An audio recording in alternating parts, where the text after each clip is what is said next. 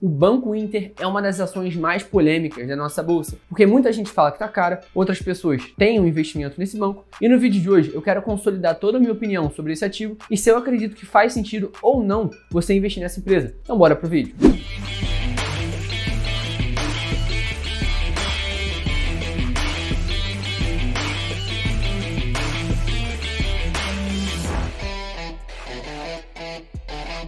No primeiro trimestre do ano de 2020, o banco tinha aproximadamente 4,9 milhões de clientes e em 2021, no primeiro trimestre, já apresentou mais de 10 milhões, o que significa que o banco dobrou a sua base de clientes. Isso pode ser visto de uma forma muito interessante e uma grande polêmica surge sobre esse ativo no mercado financeiro, porque como você está vendo, desde o início o banco já apresentou uma rentabilidade de mais de 400%. E a gente vê uma grande euforia por trás dessa empresa. E cara, qual a opinião do mercado sobre isso? Qual é a minha opinião sobre isso? Vamos para o conteúdo logo. Primeiro, a gente tem que entender que o preço de uma empresa é a expectativa do lucro futuro dela. E por mais que atualmente o Banco Inter esteja dando um prejuízo de cerca de 19 milhões de reais, esse mercado está jogando a ação cada vez mais para cima, ele está tendo sim uma expectativa de que o lucro dessa empresa vai crescer e que o banco vai conseguir crescer cada vez mais com crescimento orgânico e inorgânico. E outra coisa que é muito importante é que nesse banco a barreira de entrada é muito baixa. Então, qualquer pessoa, independente da sua renda, chega lá e abre a conta no Banco Inter. E eu não tenho nada contra isso. Como cliente, eu acho isso muito interessante. Isso melhora a perspectiva de democratização do serviço financeiro para todo mundo. Até porque é um banco que não cobra taxas. Mas do lado financeiro, eu acho que o banco sai perdendo um pouco sim. Porque como qualquer pessoa consegue criar conta, eu posso tentar criar uma conta só por curiosidade. Então, acaba que a base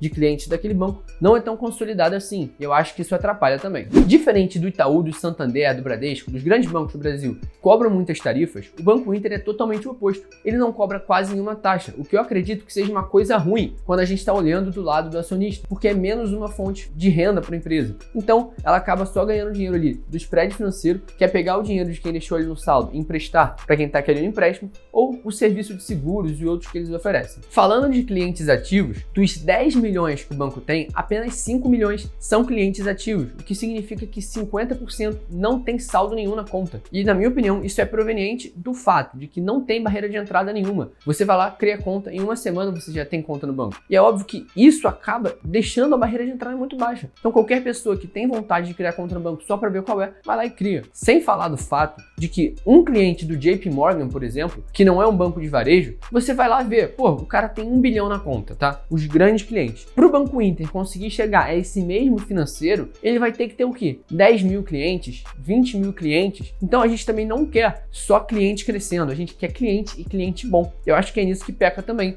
Os maiores bilionários e milionários, pelo menos que eu tenho acesso, nunca tirariam dinheiro deles do JP Morgan para botar no Banco Inter. Então, essa é outra perspectiva negativa para o banco. Por mais que seja uma ideia muito inovadora, os grandes players do mercado, os caras que têm realmente grana e fazem o banco ganhar muito dinheiro com spread, com taxa bancária, não estão no meio desse jogo. Então, acaba que o banco fica de fora de uma das coisas mais interessantes do setor financeiro, que é estar intermediando aí os grandes players. A estrutura acionária do Banco Inter, como vocês estão vendo agora, é composta por um grupo controlador de 35%, administradores com aproximadamente 1%, o SoftBank, que é uma empresa que acelera startups ao redor do mundo, como iFood, Rappi, entre outras, tem aí 14,29% da empresa, enquanto os outros 49,24% ficam em circulação. E isso mostra pra gente outra coisa. Não tem nenhum grande fundo por trás. Só o SoftBank, que é uma empresa de investimento em startups, não deixa de ser um fundo. Mas, por exemplo, fundos de investimento não tem nenhum.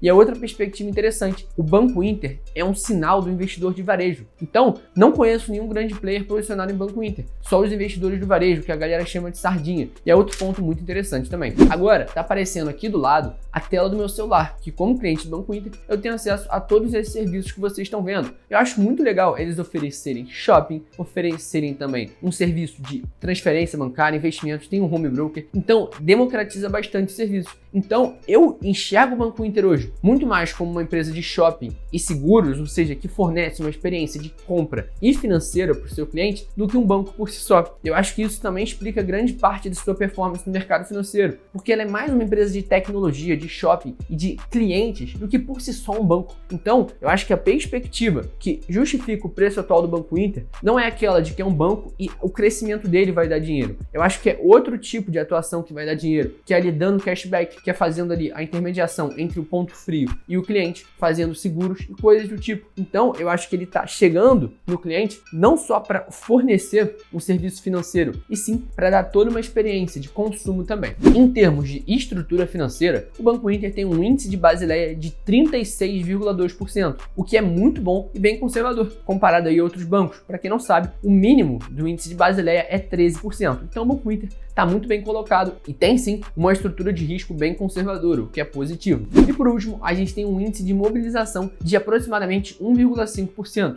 o que simboliza também que o banco tem muito poucos ativos imobilizados. Por ser um banco digital, ele não precisa tanto de imóvel e nada que fique ali imobilizando o patrimônio. Isso também dá mais maleabilidade para o banco para ter mais dinheiro em caixa e mais facilidade em lidar com eventuais problemas. No final das contas, eu acredito que o investimento em Banco Inter vai estar mais embasado em você investir numa empresa de tecnologia do que por si só em um banco. Eu não tenho carteira e sim, eu já surfei essa onda. Eu tenho uma estratégia de swing trade onde eu surfei parte desse movimento. Eu não tenho problema nenhum em falar que eu fiz um trade Banco Inter, ganhei uns 90%, 100% de rentabilidade, mas ao mesmo tempo, atualmente não tem nenhuma ação. Eu não tenho nenhum conflito de interesse para estar te dizendo isso aqui. Isso é a minha opinião e não necessariamente você tem que apostar contra o Banco Inter. Se eu tivesse 100% convicto que isso ia acontecer, eu estava vendendo ações do Banco Inter a descoberto. Só que para mim, ele está sendo representado como mais uma empresa de tecnologia. E é esse ponto que eu vou ficar de olho e sugiro que você fique também. Então, se você curtiu o vídeo, não deixe de deixar a sua curtida aqui embaixo e comenta qual tema, qual empresa você quer ver aqui no canal, porque são vocês quem mandam e eu quero muito que você deixe o seu feedback. Tamo junto, é só o começo